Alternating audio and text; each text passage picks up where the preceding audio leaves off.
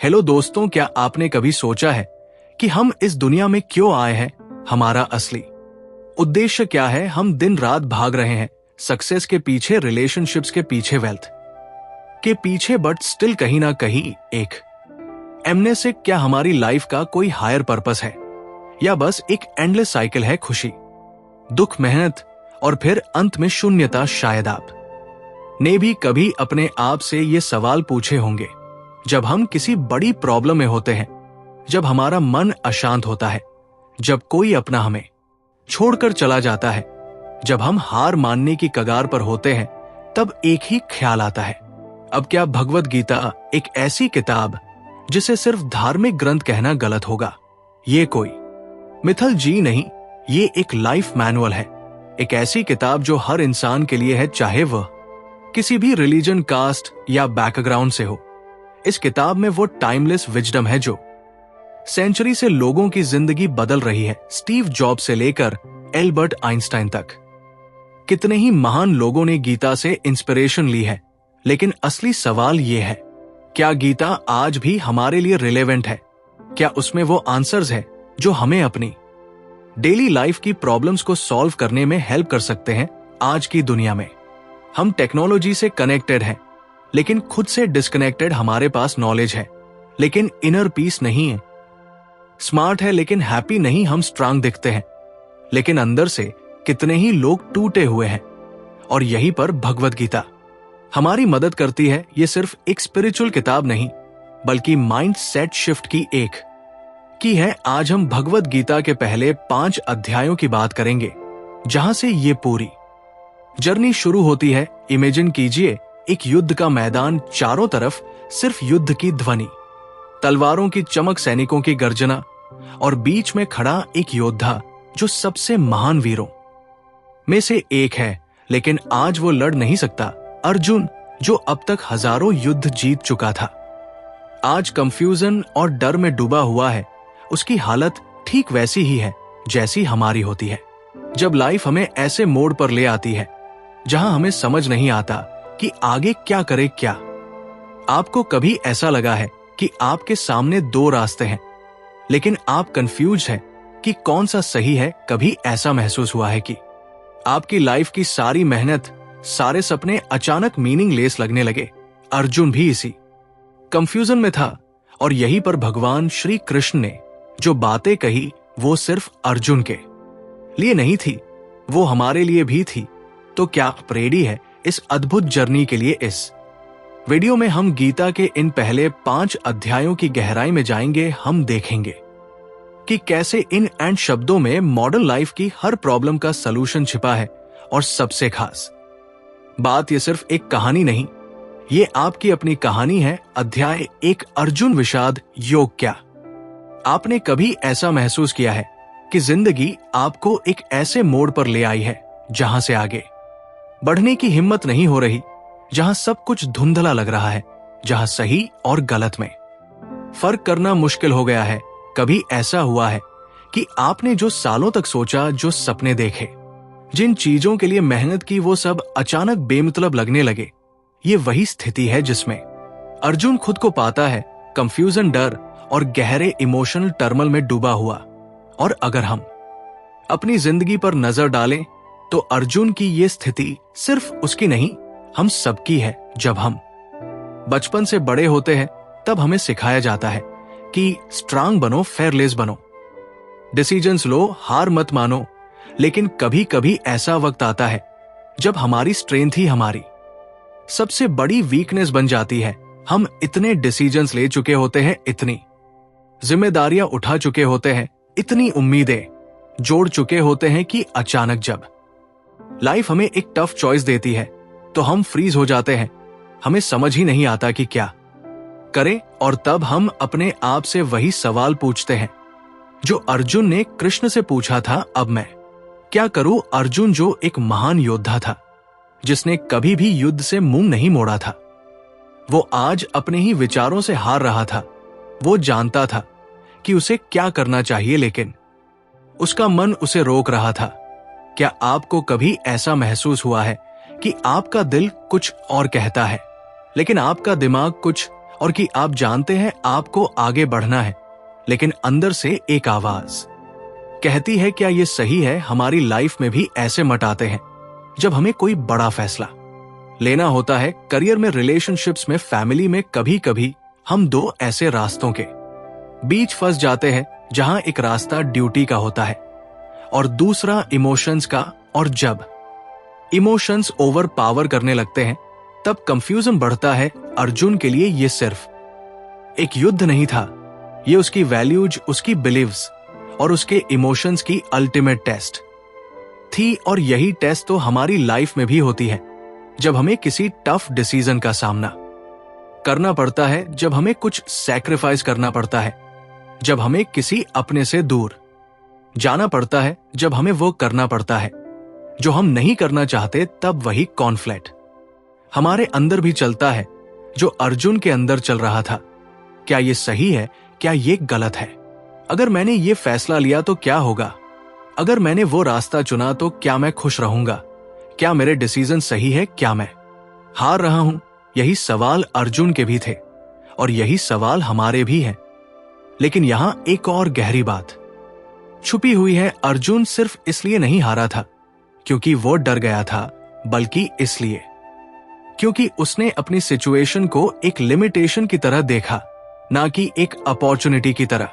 उसने सोचा कि अगर उसने युद्ध किया तो वो अपने ही लोगों के खिलाफ जाएगा, और अगर उसने युद्ध नहीं किया तो वो अपने धर्म के खिलाफ जाएगा।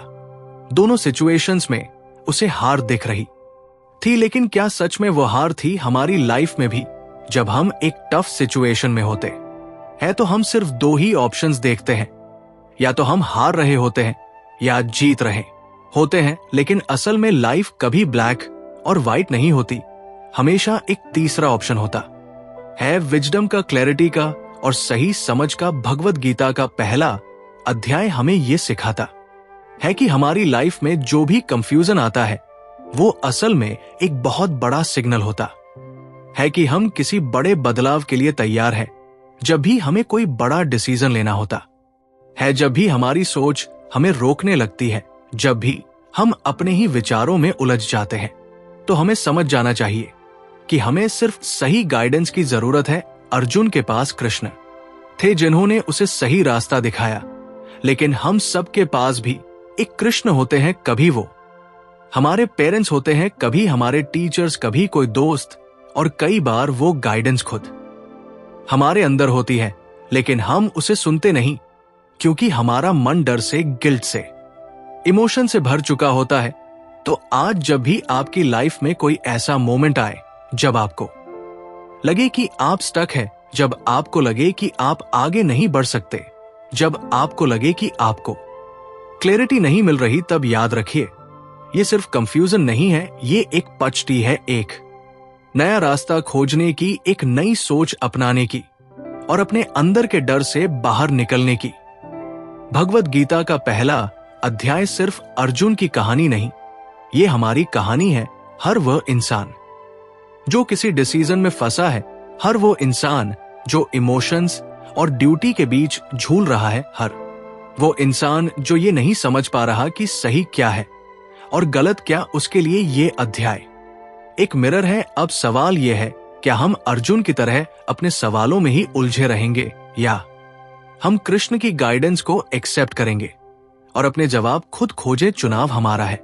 अध्याय 2, सांख्य योग। क्या आपने कभी ऐसा महसूस किया है कि लाइफ में जितना भी ट्राई कर लो फिर भी सब कुछ हमारे कंट्रोल में नहीं होता? कभी सोचा है कि हम डिसीजंस तो लेते हैं, मेहनत भी करते हैं, लेकिन फिर भी डर, इनसिक्योरिटी और फेलियर का डर हमारे अंदर बना रहता है? ऐसा क्यों होता है कि कोई छोटी सी रिजेक्शन हमें अंदर तक हिला देती है? हम किसी को खोने के डर में जीते हैं, फ्यूचर को लेकर एंजाइटी में रहते हैं, पास्ट की मिस्टेक्स पर रिग्रेट करते हैं। हम इतने इमोशंस में उलझे रहते हैं कि ये भूल ही जाते हैं कि असल में हमें करना क्या था। अर्जुन की भी यही हालत थी। अर्जुन को हमेशा से पता था कि वो एक वॉरियर है। उसने बचपन से यही सीखा था कि युद्ध करना उसका धर्म है, कि अपने लोगों की रक्षा करना ही उसका कर्तव्य है। लेकिन जब समय आया, जब उसे सच में खड़ा होना था तो वो हिल गया। उसका मन उसे सवालों के जाल में फंसा रहा था। क्या सही है, क्या गलत है, क्या उसे ये करना चाहिए या नहीं। लेकिन असली सवाल ये था कि उसका मन इतना कमजोर क्यों हो गया था। वो जो कभी अजय था वो आज इतना टूट क्यों गया। हमारी लाइफ में भी यही होता है। जब तक हम कंफर्ट जोन में होते हैं तब तक हमें लगता है कि हम स्ट्रांग हैं, लेकिन जब को बड़ा चैलेंज आता है, जब हमें कोई ऐसा डिसीजन लेना होता है जो हमारी पूरी लाइफ बदल सकता है, तब हमें अपनी असली रियलिटी दिखती है। हम सोचते हैं कि हम प्रिपेयर्ड हैं, लेकिन जैसे ही मुश्किल डिसीजन सामने आते हैं हमारी कॉन्फिडेंस हिल जाती है। कृष्ण ने अर्जुन से कहा, जिस चीज का जन्म हुआ है उसका अंत भी निश्चित है, और जिसका अंत होगा उसका जन्म भी होगा। ये सुनने में सिंपल लगता है, लेकिन अगर इसे समझ लिया जाए तो हमारी सारी परेशानियां खत्म हो सकती हैं। हम दिन रात अपने करियर, रिलेशनशिप्स, हेल्थ, सक्सेस और फेलियर को लेकर स्ट्रेस में रहते हैं, लेकिन कभी सोचा है कि ये सब टेम्परेरी है। जो आज है वो कल नहीं रहेगा, और जो आज नहीं है वो कल आ सकता है। लेकिन फिर भी हम उसी चीज के लिए परेशान रहते हैं जो हमेशा चेंज होने वाली है। हम दुखी होते हैं क्योंकि हम चीजों को पकड़ कर रख चाहते हैं। हम चाहते हैं कि हमारे पास कंट्रोल हो, कि हमारी लाइफ बिल्कुल हमारी एक्सपेक्टेशंस के हिसाब से चले। लेकिन जब रियलिटी अलग होती है तब हमें पेन महसूस होता है।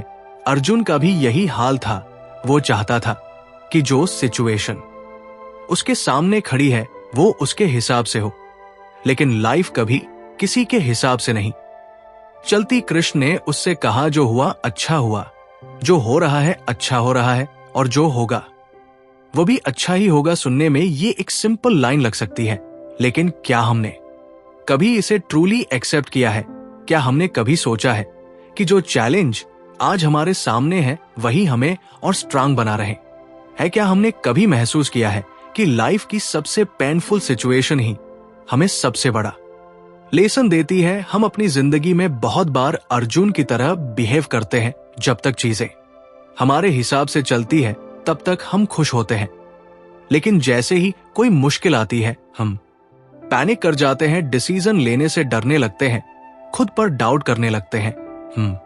भूल जाते हैं कि हम कौन हैं, कि हमारा असली पर्पस क्या है। लेकिन कृष्ण हमें याद दिलाते हैं, तो शरीर नहीं आत्मा है। सोचिए, अगर हम इस एक थॉट को डीप समझ ले तो क्या होगा अगर हमें पता चल जाए कि हम सिर्फ ये शरीर नहीं है, बल्कि एक एनर्जी है जो कभी नहीं हो सकती। तो क्या हम किसी चीज से डरेंगे? क्या हम फेलियर को इतना बड़ा बना देंगे? क्या हम रिजेक्शन से डरेंगे? नहीं, क्योंकि फिर हमें समझ आ जाएगा कि ये सब टेम्परेरी है। ये जो दुनिया हमें इतनी रियल लगती है, ये जो प्रॉब्लम्स हमें इतनी बड़ी लगती है, ये सब इल्यूजन है। अर्जुन का सबसे बड़ा डर यही था, उसके अपनों का क्या होगा। अगर उसने युद्ध किया तो वो अपनी फैमिली के खिलाफ जाएगा, अगर उसने युद्ध नहीं किया तो वो अपने कर्तव्य के खिलाफ जाएगा। लेकिन कृष्ण उसे समझाते हैं कि कर्तव्य सबसे बड़ा है, कर्म करना तेरा धर्म है, लेकिन फल की चिंता तेरा अधिकार नहीं है। हमारी लाइफ में भी यही होता है। हम किसी काम को सिर्फ इसलिए नहीं करते क्योंकि हमें लगता है कि शायद हमें उससे वो रिजल्ट नहीं मिलेगा जो हम चाहते हैं। लेकिन अगर हम हर डिसीजन को इस थॉट के साथ ले कि मुझे सिर्फ अपना काम करना है, रिजल्ट की चिंता नहीं करनी, तो हमारी सारी परेशानियां खत्म हो जाएंगी। क्या आपने कभी नोटिस किया है कि जब हम किसी काम को एंजॉय करते हैं तो हमें रिजल्ट की फिक्र नहीं होती? जब कोई आर्टिस्ट पेंटिंग बना रहा होता है तो वह कलर्स में खो जाता है।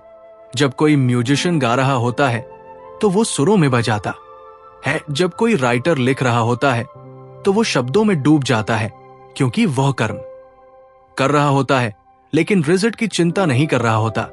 लेकिन जैसे ही हम रिजल्ट के बारे में सोते हैं, हमारी क्रिएटिविटी, हमारी एनर्जी सब रुक जाती है। यही लाइफ का सबसे बड़ा सीक्रेट है, work with full dedication but don't get to the result. तो अब सवाल यह है, क्या हम अर्जुन की तरह अपने इमोशंस में फंसे रहेंगे, या फिर हम कृष्ण की बात को समझकर अपने डर, अपने डाउट्स को पीछे छोड़कर आगे बढ़ेंगे, क्या हम इस रियलाइजेशन को एक्सेप्ट करेंगे कि हम इस दुनिया में सिर्फ अपने कर्म को निभाने आए हैं और बाकी सब कुछ एक इल्यूजन है। सांख्य योग हमें यही सिखाता है कि लाइफ सिर्फ डिसीजंस लेने का नाम नहीं, बल्कि सही माइंड सेट के साथ डिसीजंस लेने का नाम है। यह हमें सिखाता है कि हमें हर चीज को टेम्परेरी समझकर एक्ट करना चाहिए, कि हमें अपने कर्म पर फोकस करना चाहिए, ना कि उसके रिजल्ट पर। और सबसे बड़ी बात, हमें अपने अंदर उस क्लैरिटी को लाना चाहिए जो हमारे फियर और डाउट को खत्म कर सके। तो अब आप सोचिए, क्या आप भी अपनी लाइफ में अर्जुन की तरह उलझे हुए हैं, या फिर आप कृष्ण की बात को समझकर अपने हर फियर से, हर इनसिक्योरिटी से, हर डाउट से ऊपर उठ सकते हैं? क्योंकि चॉइस आपकी है, डर में जीने की या क्लैरिटी में आगे बढ़ने की। अध्याय 3 कर्म योग। क्या आपने कभी ऐसा महसूस किया है कि आप अपनी पूरी मेहनत लगा रहे हैं, दिन रात काम कर रहे हैं, हर पॉसिबल कोशिश कर रहे हैं, लेकिन फिर भी वो रिजल्ट नहीं मिल रहा जिसकी आप उम्मीद कर रहे थे? कभी ऐसा लगा है कि आप अपने गोल्स के पीछे भागते जा रहे हैं, लेकिन हैप्पीनेस कहीं पीछे छूट गई है? या फिर ऐसा हुआ है कि आपने किसी काम में अपना दिल और जान लगा दी, लेकिन जब रिजल्ट आया तो वो आपकी एक्सपेक्टेशन के हिसाब से नहीं था, और फिर एक खालीपन सा महसूस हुआ? हम सब इस सिचुएशन से गुजरे हैं। जब भी हम कोई काम करते हैं तो हमारा पूरा ध्यान उस काम के आउटकम होता है। अगर रिजल्ट अच्छा आया तो हम खुश हो जाते हैं, और अगर रिजल्ट हमारे हिसाब से नहीं आया तो हम टूट जाते हैं। यही हमारी सबसे बड़ी परेशानी है। हम कर्म करने से ज्यादा उसके फल को लेकर अब से रहते हैं, और यही कंफ्यूजन अर्जुन के अंदर भी था। अर्जुन का सवाल बिल्कुल लॉजिकल था। अगर सब कुछ पहले से तय है, अगर जो होना है वो होगा, तो फिर मेहनत करने का क्या फायदा? अगर हमारे एक्शंस का रिजल्ट हमारे हाथ में नहीं है, तो फिर हमें मेहनत क्यों करनी चाहिए? अगर ये दुनिया एक इल्यूजन है, तो फिर हमें इस दुनिया की चिंता करने की क्या जरूरत है? कृष्ण ने अर्जुन की इसी कंफ्यूजन को दूर करने के लिए कर्म योग का ज्ञान दिया। कृष्ण ने कहा, तुझे सिर्फ कर्म करने का अधिकार है, लेकिन कर्म के फल पर तेरा कोई अधिकार नहीं। ये सुनने में सिंपल लगता है, लेकिन ये हमारी पूरी माइंड सेट बदल सकता है। सोचिए, अगर हम किसी चीज को पूरे दिल से करें, बिना इस डर के कि उसका रिजल्ट क्या होगा, तो हम कितना स्ट्रेस फ्री रहेंगे। हमारी सबसे बड़ी प्रॉब्लम यही है कि हम रिजल्ट को पकड़ कर रखते हैं। जब हम किसी जॉब के लिए अप्लाई करते हैं तो हमें सबसे ज्यादा टेंशन रिजल्ट की होती है। जब हम किसी कंपटीशन में हिस्सा लेते हैं तो हम रिजल्ट के बारे में सोच सोच कर खुद को परेशान कर लेते हैं। जब हम कोई बिजनेस शुरू करते हैं तो हमें हर पल ही डर रहता है कि कहीं फेलियर ना हो जाए। लेकिन अगर हम रिजल्ट की चिंता छोड़कर सिर्फ कर्म पर फोकस करें तो क्या होगा? जब भी हम किसी चीज को एक्सपेक्टेशंस के साथ करते हैं तो हम 2 चीजों में फंस जाते हैं। या तो हम डर के साथ काम करते हैं, या फिर ईगो के साथ। अगर हमें रिजल्ट को लेकर डर है तो हम कभी अपना बेस्ट नहीं दे पाएंगे, और अगर हमें रिजल्ट को लेकर ओवर कॉन्फिडेंस है तो भी हम गलती कर सकते हैं। लेकिन कर्म योग हमें इन दोनों से बाहर निकलने का रास्ता दिखाता है। क्या आपने कभी किसी बच्चे को खेलते हुए देखा है? वो अपने खेल में इतना खो जाता है कि उसे इस बात की कोई चिंता नहीं होती कि वो जीत रहा है या हार रहा है। उसे बस खेलना अच्छा लगता है, और इसी प्रोसेस में वो अपना बेस्ट देता है। यही कर्म योग की सबसे बड़ी टीचिंग है। कर्म को इस तरह करो कि वो खुद ही तुम्हारे लिए रिवॉर्ड बन जाए। लेकिन क्या इसका मतलब यह है कि हमें रिजल्ट की परवाह ही नहीं करनी चाहिए? क्या इसका मतलब यह है कि हमें बिना सोचे समझे कोई भी काम करना चाहिए? नहीं, इसका मतलब सिर्फ इतना है कि हमें अपने कर्म को पूरी सिंसेरिटी और डेडिकेशन से करना चाहिए, लेकिन उसके आउटकम को लेकर अटैच नहीं होना चाहिए। अगर आपने कभी किसी आर्टिस्ट को पेंटिंग बनाते हुए देखा हो तो आपको समझ आएगा कि असली आर्ट तब निकल कर आती है जब आर्टिस्ट रिजल्ट के बारे में नहीं सोचता। जब कोई म्यूजिशियन गाना गाता है तो उसकी सबसे अच्छी परफॉर्मेंस तब होती है जब वो सिर्फ म्यूजिक में डूब जाता है, ना कि इस चिंता में कि लोग उसकी तारीफ करेंगे या नहीं। जब कोई राइटर लिखता है तो उसकी बेस्ट राइटिंग तब आती है जब वो वर्ड्स में खो जाता है, ना कि इस डर में कि कितने लोग उसकी किताब पढ़ेंगे। यही कर्म योग का एसेंस है, अपने काम को पूरी तरह जीना बिना किसी डर और बिना किसी लालच के। हमारी मॉडर्न लाइफ में भी यही फिलोसॉफी काम आती है। जब हम किसी रिलेशनशिप में होते हैं तो अगर हम हर वक्त यही सोचे कि हमें बदले में क्या मिलेगा तो वो रिलेशनशिप कभी सक्सेसफुल नहीं होगी। लेकिन जब हम बिना किसी एक्सपेक्टेशन के प्यार करते हैं तब हम असली हैप्पीनेस महसूस करते हैं।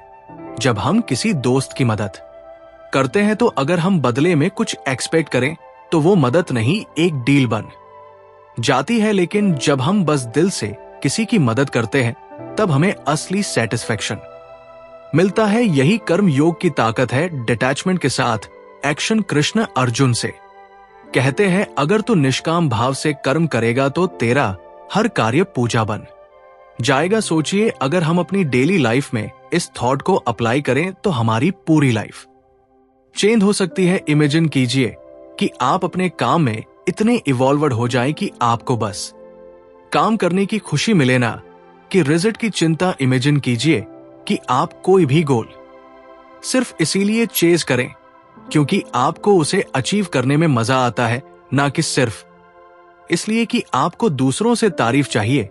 जब हम इस लेवल पर पहुंच जाते हैं तब हमारी लाइफ में एक अलग ही सेंस ऑफ पीस और फुलफिलमेंट आ जाता है। लेकिन प्रैक्टिकल लाइफ में इसे अप्लाई करना आसान नहीं है।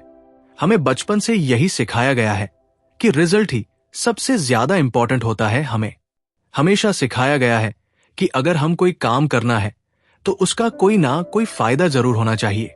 लेकिन कर्म योग हमें सिखाता है कि असली सफलता तब मिलती है जब हम कर्म को ही अपना रिवॉर्ड मान लेते हैं। तो अब सवाल यह है, क्या हम अपनी लाइफ में इस फिलॉसफी को अप्लाई कर सकते हैं? क्या हम काम को सिर्फ इसलिए कर सकते हैं क्योंकि हमें वो करना अच्छा लगता है, बिना इस चिंता के कि उसका रिजल्ट क्या होगा? क्या हम अपने गोल्स के पीछे भागना छोड़कर अपने एक्शंस को कर सकते हैं? अगर हाँ तो समझ लीजिए कि हमने सच में कर्म योग को समझ लिया। अब ये आपके ऊपर है, क्या आप भी अपनी जिंदगी में रिजल्ट की चिंता छोड़कर अपने कर्म पर फोकस कर सकते हैं? क्या आप बिना डर और बिना ईगो के पूरी सिंसेरिटी से अपने काम को कर सकते हैं?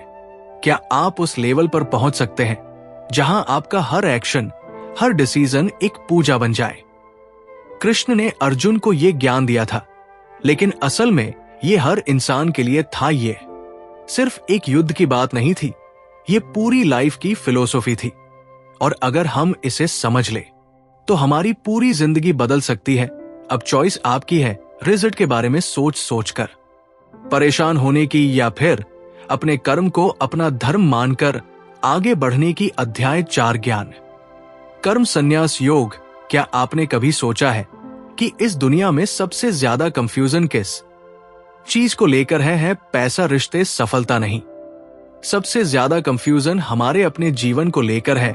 हम कौन हैं, हमें क्या करना चाहिए और हमारा असली उद्देश्य क्या है? हम डिसीजंस तो लेते हैं, लेकिन हर डिसीजन के पीछे एक डर होता है, कहीं गलत रास्ते पर तो नहीं जा रहे, कहीं जो कर रहे हैं वो व्यर्थ तो नहीं। हम अपने कर्मों को लेकर भी उलझन में रहते हैं। काम करना चाहिए या संन्यास लेना चाहिए? सफलता का पीछा करना चाहिए या इनर पीस खोजना चाहिए? अगर सब कुछ टेम्परेरी है तो फिर एफर्ट क्यों करें? अर्जुन भी इसी उलझन में था। उसे युद्ध लड़ना था, लेकिन मन में हजारों सवाल थे। क्या ये सही है? क्या हिंसा धर्म हो सकती है? क्या कर्म का त्याग कर देना ही सच्चा ज्ञान है? कृष्ण ने उसे जो उत्तर दिया वही ज्ञान कर्म संन्यास योग का सार है। इस दुनिया में कर्म से बचा नहीं जा सकता, लेकिन कर्म को कैसे किया जाए यही सबसे बड़ा ज्ञान है। हमारे जीवन में भी यही डिलेमा चलता रहता है। हम मेहनत करते हैं, संघर्ष करते हैं, लेकिन फिर भी कभी कभी सोचते हैं, क्या ये सब वर्थ इट है? क्यों ना इस भागदौड़ से दूर होकर शांति की तलाश की जाए? लेकिन यहां एक पैराडॉक्स आता है शांति त्याग में नहीं, सही कर्म में है। हम में से कई लोग सोचते हैं कि रियल हैप्पीनेस का मतलब है रिस्पांसिबिलिटी से बच जाना, दुनिया से कट जाना और बस अकेले एक पीसफुल लाइफ जीना। लेकिन क्या सच में यही पीस है? अगर ऐसा होता तो सबसे ज्यादा खुश हरमिट्स होते और सबसे ज्यादा दुखी वो लोग होते जो बड़े बड़े काम कर रहे हैं। लेकिन ऐसा नहीं है। कुछ लोग पूरी दुनिया को ट्रांसफॉर्म कर देते हैं और फिर भी अंदर से पूरी तरह शांत होते हैं, और कुछ लोग दुनिया से भागने के बाद भी रेस्टलेस महसूस करते हैं। कृष्ण कहते हैं कि असली त्याग कर्म को छोड़ना नहीं, बल्कि कर्म को ज्ञान के साथ करना है। यानी काम वही रहेंगे, लेकिन हमारी सोच बदल जाएगी। जैसे कोई खिलाड़ी मैदान में खेल रहा हो, लेकिन उसे खेल का पूरा ज्ञान हो तो हर कदम को कॉन्फिडेंस के साथ उठाएगा। लेकिन अगर उसे खुद पर डाउट हो तो वो कमजोर पड़ जाएगा। जीवन भी ऐसा ही है। अगर हमें सही ज्ञान नहीं है तो हम अपने कर्मों में फंसे रहेंगे, लेकिन अगर हमें क्लैरिटी है तो वही कर्म हमें मुक्त कर देंगे। अब सोचिए, क्या आपने कभी ऐसा महसूस किया है कि जब आप किसी काम को पूरी अवेयरनेस के साथ करते हैं तब वो काम बोझ नहीं लगता? जब आपको अपने काम का सही पर्पस पता होता है तो मेहनत भी आसान लगती है। लेकिन जब आप किसी काम को बस मजबूरी में करते हैं, बिना किसी अंडरस्टैंडिंग के, तो वही काम भारी लगने लगता है। यही ज्ञान का महत्व है। हमें से कई लोग सोचते हैं कि लाइफ में अगर पीस चाहिए तो हमें एम्बिशियस नहीं होना चाहिए। लेकिन कृष्ण कहते हैं कि प्रॉब्लम एम्बिशन में नहीं, अटैचमेंट में है। अगर हम अपने कर्म को बिना किसी ईगो के, बिना किसी लालच के कर सके तो वही कर्म हमें बॉन्डेज से मुक्त कर सकते हैं। जैसे एक पेड़ फल देता है लेकिन खुद उन फलों को नहीं खाता, सूरज रोशनी देता है लेकिन बदले में कुछ नहीं मांगता। इसी तरह जब हम अपने एक्शंस को सेल्फलेसली करते हैं तब हमें असली फ्रीडम मिलती है। सोचिए, अगर आपको पता चल जाए कि हर काम जो आप कर रहे हैं वो सिर्फ आपकी ग्रोथ के लिए है और उसका कोई अल्टीमेट कंसीक्वेंस नहीं है, तो क्या आप ज्यादा कॉन्फिडेंटली डिसीजंस नहीं लेंगे?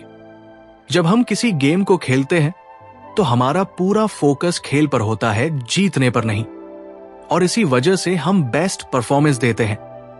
लेकिन जैसे ही हम सिर्फ जीत पर फोकस करने लगते हैं, गेम में मजा चला जाता है और स्ट्रेस बढ़ जाता है। यही प्रिंसिपल लाइफ में भी लागू होता है। ज्ञान कर्म संन्यास योग हमें यही सिखाता है कि कर्म करना जरूरी है, लेकिन सही ज्ञान के साथ।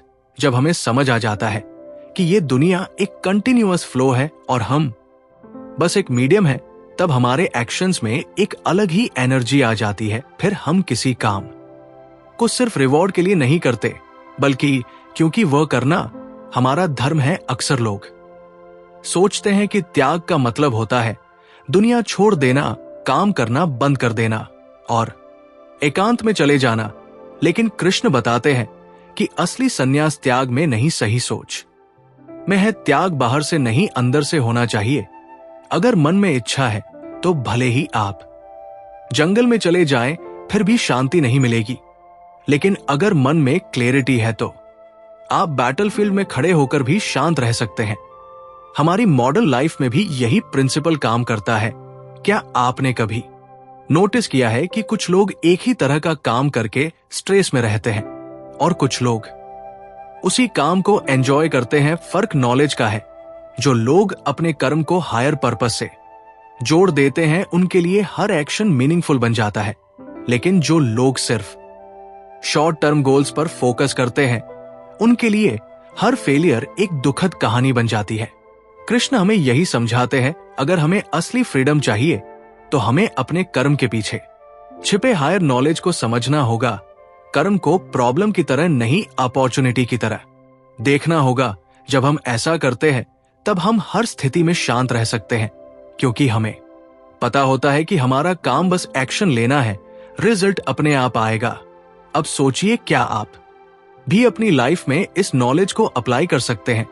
क्या आप अपने हर काम को क्लैरिटी के साथ कर सकते हैं, बिना अटैचमेंट के? क्या आप अपने डिसीजंस को फियरलेसली ले सकते हैं, ये जानते हुए कि आप बस एक इंस्ट्रूमेंट है और असली पावर कहीं और है अगर हाँ तो समझिए कि आपने असली ज्ञान कर्म संन्यास योग को समझ लिया। यहां सवाल सिर्फ अर्जुन का नहीं है, ये सवाल हम सबका है। क्या हम अपने कर्म को नॉलेज के साथ कर सकते हैं? क्या हम हर एक्शन को मेडिटेशन बना सकते हैं? क्या हम इस अंडरस्टैंडिंग तक पहुंच सकते हैं कि लाइफ में कोई भी चीज परमानेंट नहीं है और इसलिए हमें हर पल को पूरे अवेयरनेस के साथ जीना चाहिए? कृष्ण ने अर्जुन को यह ज्ञान युद्ध भूमि में दिया था, लेकिन असल में ये हर इंसान के लिए था। अगर हम इसे समझ ले तो हमारी पूरी जिंदगी बदल सकती है। अब चॉइस आपकी है, दुनिया से भागने की या सही ज्ञान के साथ कर्म करने की। अध्याय 5 संन्यास योग। क्या आपने कभी सोचा है कि जीवन का असली सुख किसमें है, त्याग में या भोग में? हमें बचपन से 2 एक्सट्रीम रास्तों के बारे में बताया जाता है। एक तरफ वो लोग हैं जो कहते हैं कि अगर जीवन में पीस चाहिए तो सब कुछ त्याग दो, दुनिया छोड़ दो, सन्यासी बन जाओ। दूसरी तरफ वो लोग हैं जो कहते हैं कि जीवन का असली मजा भोग में है, सफलता में है, मटेरियल चीजों में है। लेकिन असली सवाल ये है, क्या त्याग का मतलब सिर्फ भोग से दूर रहना है या फिर असली सन्यास कुछ और है? हम में से कई लोग सोचते हैं कि त्याग करने का मतलब होता है अपने घर, परिवार, पैसा, संपत्ति, रिश्ते, सब कुछ छोड़ देना।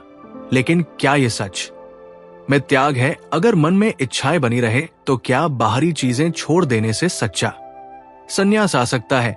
सोचिए, अगर कोई इंसान जंगल में चला जाए लेकिन उसका मन अब भी दुनिया के सुखों में अटका हुआ हो, तो क्या वो सच में सन्यासी कहलाएगा?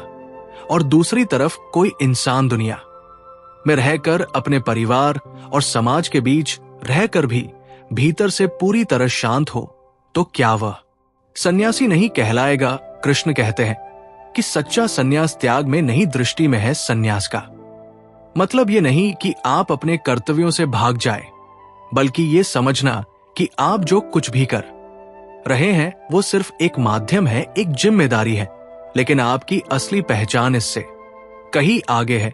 जब आप इस समझ के साथ कर्म करते हैं तो वो कर्म भी सन्यास बन जाता है। क्या आपने कभी महसूस किया है कि जब आप किसी चीज को पकड़ कर रखते हैं तो वह चीज आपके लिए बोझ बन जाती है, लेकिन जब आप उसे जाने देते हैं तो एक अलग ही सुकून महसूस होता है? यही असली सन्यास है, भीतर से मुक्त हो जाना। यह कोई बाहरी क्रिया नहीं बल्कि एक अंदरूनी अवस्था है। हमारे जीवन में अक्सर ये भ्रम होता है कि जो चीज हमें सुख दे रही है वही हमारे दुख का कारण भी बन रही है। हम किसी चीज को अपनी जिंदगी का हिस्सा बना लेते हैं, उस पर पूरी तरह डिपेंड हो जाते हैं, और जब वो चीज छिन जाती है तो टूट जाते हैं। लेकिन अगर शुरुआत से ही हमें ये समझ हो कि ये दुनिया टेम्परेरी है, हर चीज बदलने वाली है, तो क्या हम किसी भी चीज को लेकर इतने ऑब्सेस होंगे? अगर आपने कभी नोटिस किया हो तो जब हम कोई चीज छोड़ने का डिसीजन खुद लेते हैं तो हमें सुकून मिलता है, लेकिन जब कोई चीज हमसे जबरदस्ती छीन ली जाती है तो हमें दर्द होता है। यही डिफरेंस है सन्यास और मजबूरी में। त्याग का सन्यास तब होता है जब हम खुद ये समझ जाते हैं कि इस दुनिया में कुछ भी परमानेंट नहीं है, और इसलिए हम किसी चीज से इमोशनली अटैच नहीं होते। लेकिन जब हमें कोई चीज छोड़नी पड़ती है क्योंकि हमारे पास कोई और ऑप्शन नहीं होता, तो वो त्याग दुखदायी हो जाता है। क्या आपने कभी किसी को देखा है जो अपनी पूरी जिंदगी मेहनत करता है, पैसा कमाता है, नाम बनाता है, लेकिन फिर भी अंदर से खाली महसूस करता है? और दूसरी तरफ कुछ लोग ऐसे भी होते हैं जो बहुत साधारण जीवन जीते हैं, लेकिन फिर भी भीतर से पूरी तरह संतुष्ट रहते हैं। ये फर्क सन्यास का है। सन्यास का मतलब दुनिया से भागना नहीं, बल्कि दुनिया में रहकर भी उससे डिटैचड रहना है। कृष्ण हमें ये समझाते हैं कि सन्यास और कर्म योग दोनों का लक्ष्य एक ही है, अंतर की शांति। जो इंसान अपने कर्मों को एक पूजा की तरह करता है बिना किसी अटैचमेंट के, वह भी सन्यासी है। और जो इंसान सब कुछ छोड़कर भी अगर अपने मन में इच्छाएं रखता है, वो असली सन्यासी नहीं है। असली सन्यास मन का है, बाहरी चीजों का नहीं। अगर हम अपने जीवन को एक खेल की तरह देखें जहां हम बस अपनी बेस्ट परफॉर्मेंस देने आए हैं, तो क्या हमें हार जीत की इतनी चिंता होगी? जब कोई खिलाड़ी मैदान में उतरता है तो अगर वो सिर्फ हारने के डर में जिए तो क्या वो अपना बेस्ट दे पाएगा?